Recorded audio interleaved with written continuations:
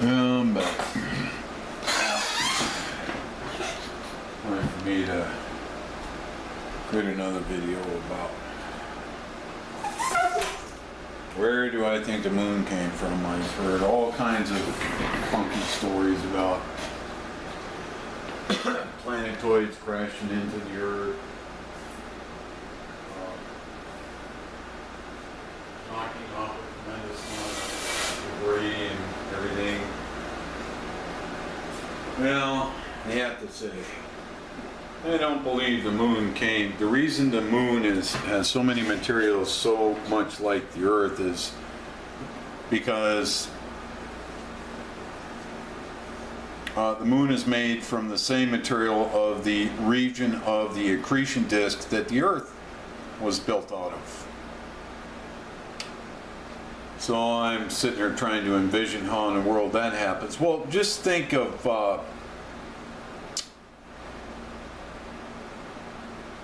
gravity acting like a whirlpool, or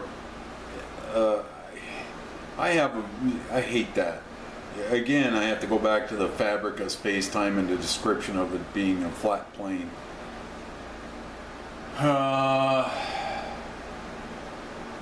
It ain't. So it would kind of be like a double whirlpool, or a quadruple, or an 8-sided, or a 6-sided whirlpool, where it sweeps material, or material gets caught in its, in the, that's because space-time is 3-dimensional, not 2-dimensional. We know it's 3-dimensional because every direction we look, there are galaxies. That wouldn't be possible if space-time was only 2-dimensional. And to the argument that people might make that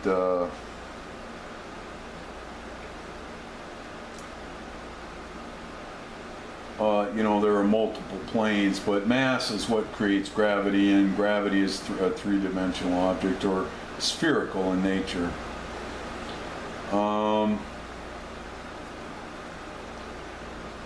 It's probably far more complex than that, but just imagine it, just like I said, it's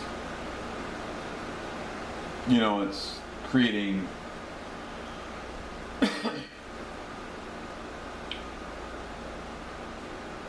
eddies. Like in a river, you see a little eddy, a little tiny miniature freaking whirlpool. And so,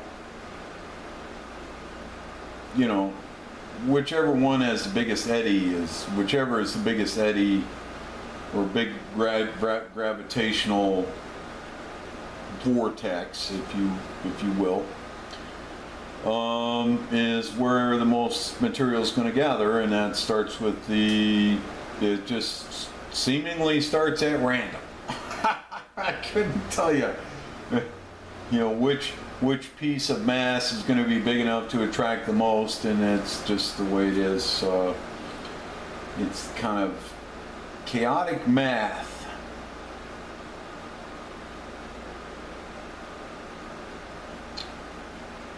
So, that was all the rage back in the 80s.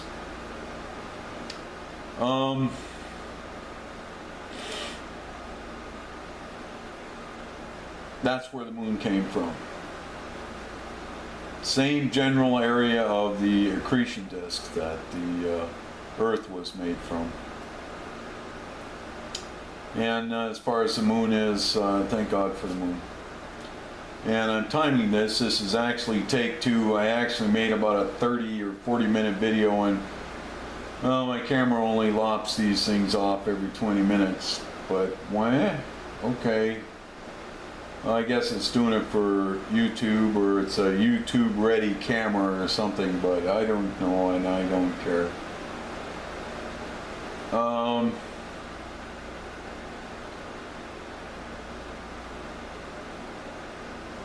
I said a whole bunch of stuff on the other one that's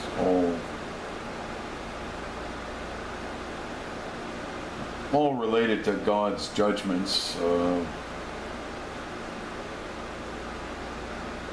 Said something about Hitler trying to purify the human race and la-di-da and crappity crap. I don't. That has nothing to do with the moon and the earth, but everything kind of relates anyway. It's all one domino after another, and the question is this a domino? Well, you might think of the whole human race as a domino, rather than any one single individual. I also said something about we are space-time and space-time. Oh, I did say something that might be worth noting. Vacuum energy. I just saw, again, oh, you're learning your science by videos. True, but they're scientists doing the videos, so thank God for that. Mathematicians. And there's a lot to be said about the spiritual mind, or I really am loath to say I don't necessarily believe in subconscious anymore so much as the spiritual mind.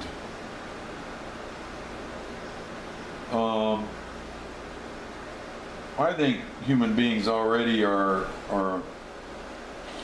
I said that we are space-time, and in other words, all matter in the universe is space-time. A scientist might be able to say, okay, I get where you're coming from with this, but this and that, okay, that's cool. Just throwing that out there. Actually, so I was rather adamant when I said we are space-time.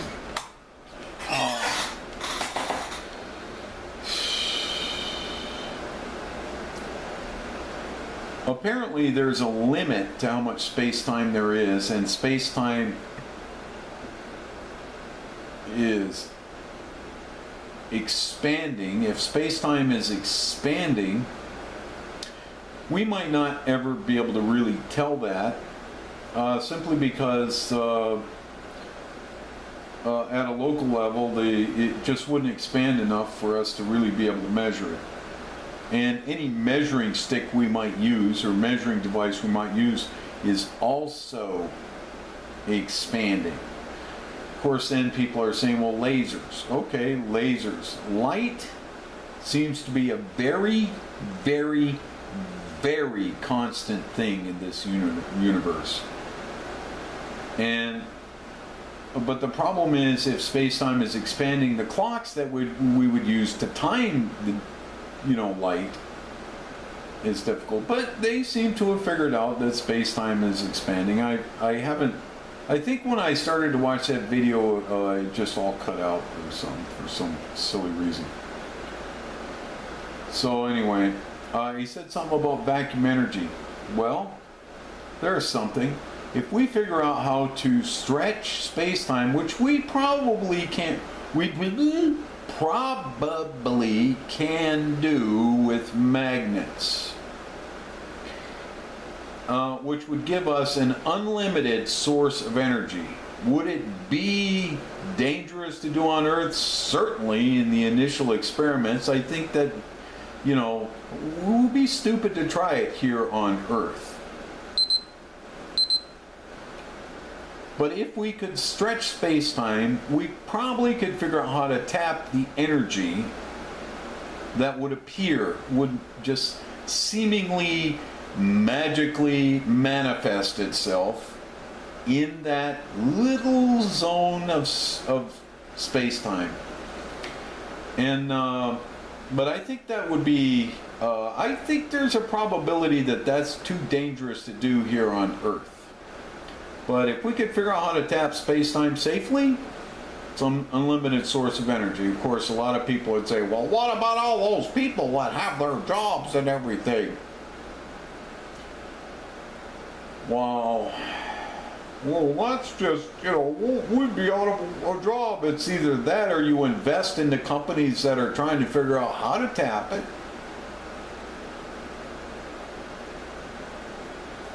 That's my solution. Well, we just won't make any money. Stop being greedy. Start realizing that with unlimited energy that we wouldn't have to worry about. We got other things that we can do, like go to the stars. Do I think we should explore? Why not?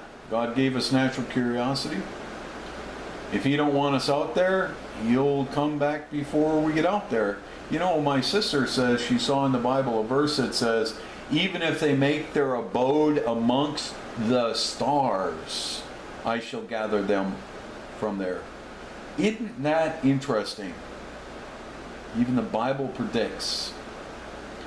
You know, to an atheist, I want them to understand that, look, I don't expect you to believe in something different, and I can understand it from your perspective, but please don't get crazy and go too far. Just, even in asking the question, what did these people know, you can go crazy with that. There, at some point in time, you have to take whatever it is on faith. Just like getting out of bed in the morning and walking across the floor to the bathroom to brush your teeth, or to go to the bathroom, or to take a shower. There's just some things you got to take for granted.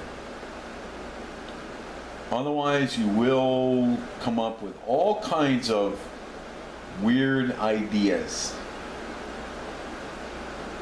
You'll end up being paranoid, thinking that somebody, and then you'll start trying to find the hints and the subliminal crap that's going on, like somebody is trying to do something to you. Forget it.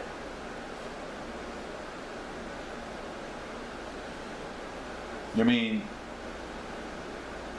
you know, there's a lot to be said about living life for the moment, living life for the day.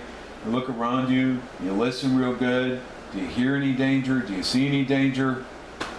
Well, you can prepare for danger if you think that's coming, but it's limited what an individual person can do. Do I think people should stock up on food? I don't think you should get crazy about that. You know?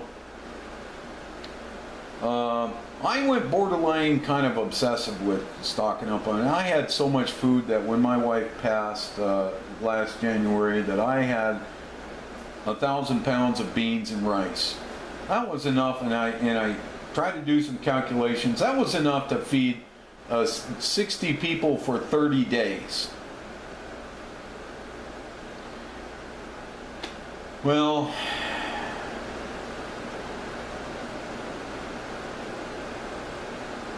it's not that I gave all my stock away, but believe it or not, I gave all that away.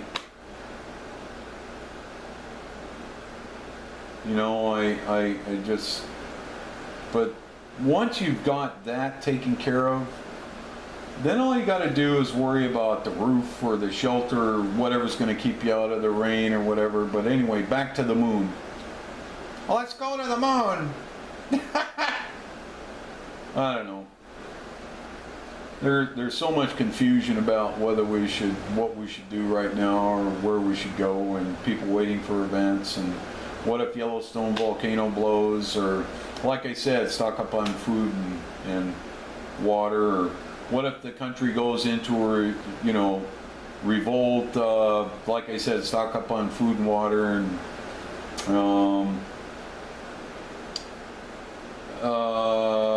you'll notice I'm not saying anything about weapons. That's all freaking relative, buddy.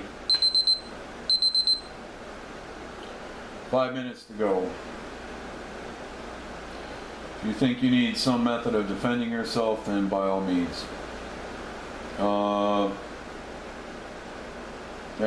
know, I'm not running around saying you should do this or you should do that.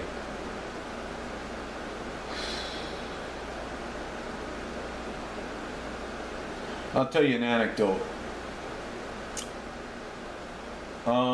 I don't know what my second wife was into or what her past was, but you know, I was pretty nervous around her. I mean, she still was the love of my life.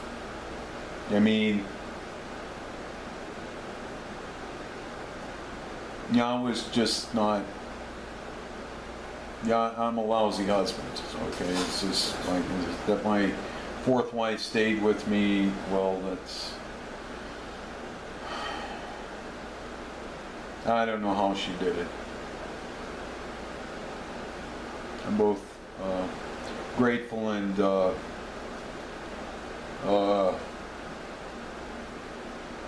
sorry that I got married to her because of you know, I could go into that whole thing there, but to say the least that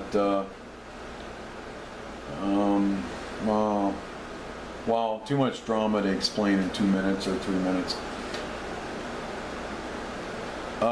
My second wife, we bought a 9mm. I bought a 9mm. Now I bought it for her and she got mad at me because I co-opted it.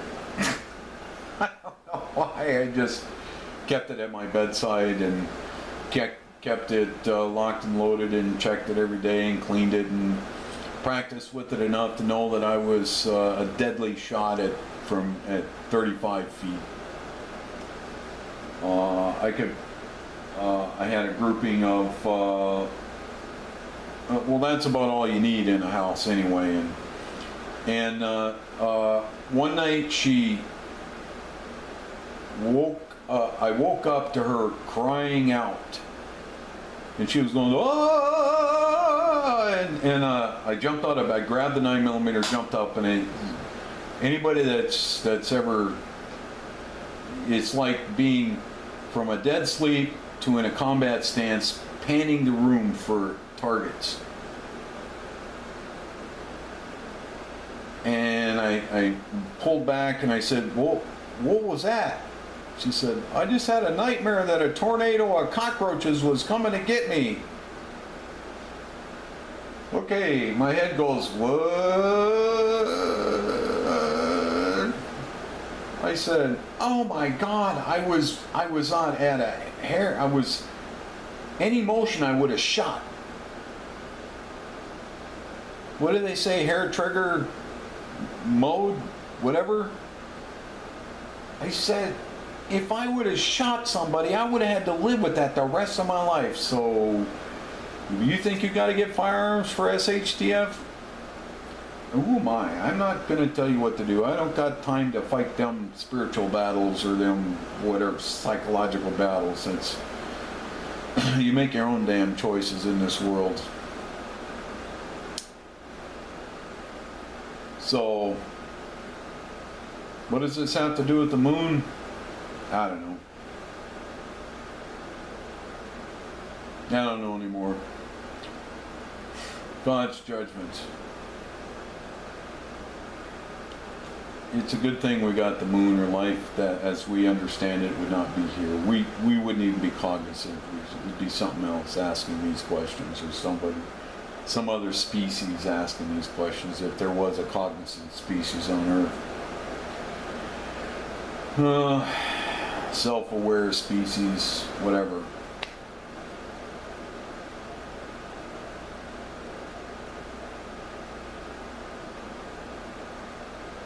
You know, the Bible says that in one place the heavens and the earth shall melt with a fervent heat. And in another place, the heavens and the earth shall pass away, never to be remembered anymore. Wow. I'll leave you with them. Enough said. Click.